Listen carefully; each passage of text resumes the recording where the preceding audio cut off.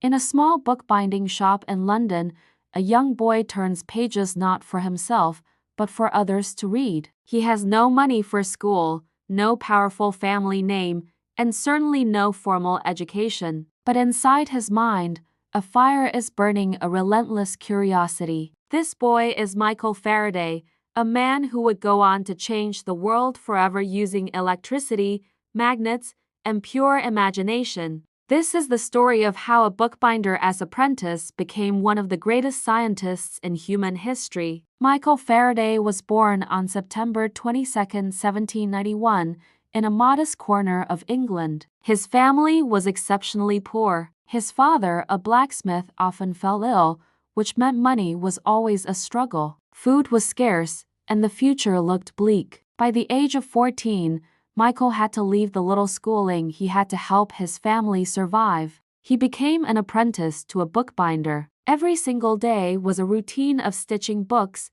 cutting paper, and cleaning the dusty shop. But amidst the mundane work, something magical happened. As he worked, Michael began to secretly read the very books he was binding. These weren't just stories. They were books about science, electricity, chemistry, and discovery. He wasn't just reading them, he was devouring them. He studied every page, painstakingly copying diagrams and experiments by hand into his own journals. He started asking questions that no one else around him was even thinking about. Without any teachers, without a laboratory, and without any support, Michael Faraday was teaching himself the language of science. One day, a life-changing opportunity appeared. A customer gave Michael a ticket to a public lecture by the most famous scientist of the time, Sir Humphrey Davy. For Michael, it was like watching magic unfold. He was completely mesmerized. He sat in the audience taking meticulous notes on everything Davy said and demonstrated. Later, he took those notes, carefully rewrote them, and bound them into a beautiful professional book. With a surge of courage and a flicker of hope, he sent this book to Sir Humphrey Davy himself, along with a heartfelt letter asking for any job, no matter how small, in the world of science. For a long time, nothing happened. The letter seemed to have vanished without a trace. Then one day, out of the blue, a message arrived. It was from Davy. He was inviting Michael to work at the prestigious Royal Institution as a laboratory assistant. It was a miracle. The bookbinder's apprentice had just stepped through the doors into the world of science. The job itself was humble. He was tasked with cleaning equipment, preparing chemicals, and assisting with menial tasks. But Michael didn't complain for a second. He washed glassware with pride, he organized the lab with precision, and most importantly, he observed everything. He watched, he listened, and he learned. Michael Faraday worked harder than anyone else in that lab. He was often the first to arrive and the last to leave. He experimented endlessly, often on his own time, using leftover materials. He learned from his mistakes, treating every failure not as a setback, but as a lesson. Slowly but surely, his raw talent became impossible to ignore. Sir Humphrey Davy and others began to notice the sharp mind and incredible work ethic of their young assistant. Soon, Michael was allowed to conduct his own experiments in chemistry and electricity. He made groundbreaking discoveries, identifying new chemicals like benzene and improving scientific methods that are still used today. But what truly set Faraday apart was not just his intelligence, it was his philosophy. He believed that science should be simple, honest, and accessible to everyone. He actively refused opportunities for fame, wealth, and political power. His only true focus was the pursuit of discovery. Faraday's greatest breakthrough,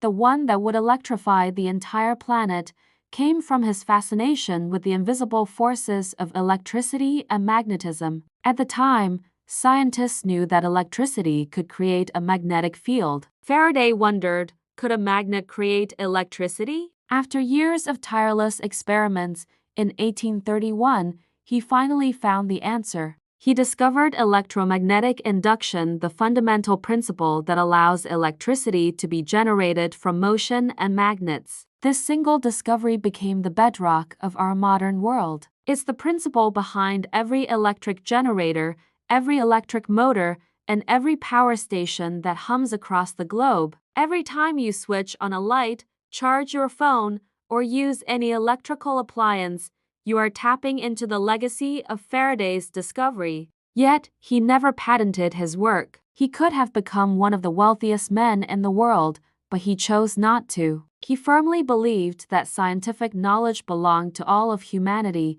not to one person. Michael Faraday wasn't just a brilliant scientist. He was also a brilliant teacher. He wanted to share the wonder of science with everyone, not just fellow academics. He created the now famous Christmas lectures at the Royal Institution, a series designed specifically to teach science to children and the general public in simple, engaging language. He used spectacular demonstrations to make complex ideas clear and exciting. He believed that science was not a secret club for the rich or highly educated, it was a gift for everyone. His lectures inspired entire generations of future scientists, including the great James Clerk Maxwell, who would later build upon Faraday's work. Faraday proved that true genius isn't about making things complicated, it's about explaining them simply. Despite achieving worldwide fame, Michael Faraday remained a man of incredible humility. He lived a simple, quiet life with his wife, Sarah.